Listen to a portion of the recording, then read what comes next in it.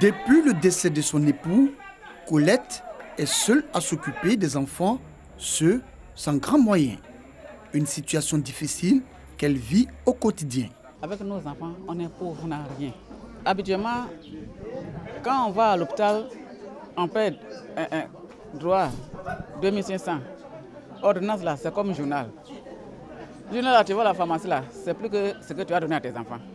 Moi, personnellement, la vérité, vous l'avez dit, je vais par terre pour payer les médicaments et puis je soigne mes enfants. L'opération d'enrôlement relative à la couverture maladie universelle, une aubaine pour elle d'accéder à des soins de qualité à moindre coût.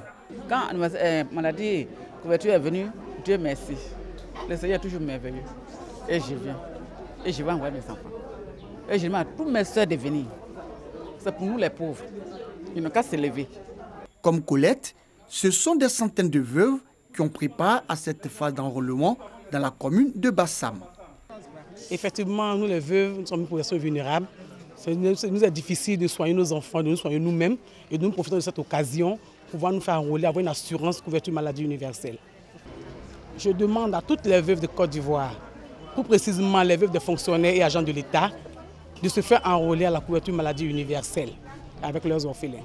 Pilotée par la Caisse nationale d'assurance maladie (CNAM), la CEMU est un système de couverture santé. Elle offre aux populations plusieurs prestations de qualité à un prix accessible.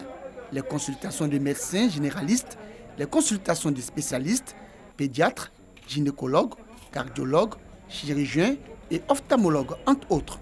Il se trouve que très peu de résidents en Côte d'Ivoire bénéficient d'une couverture maladie. Et cela ne cadre pas avec notre système de lutte contre la pauvreté. Le coût, il est très faible. Il est même insignifiant avec la modique somme de 1000 francs. Et c'est ce que l'État a voulu que ses concitoyens payent.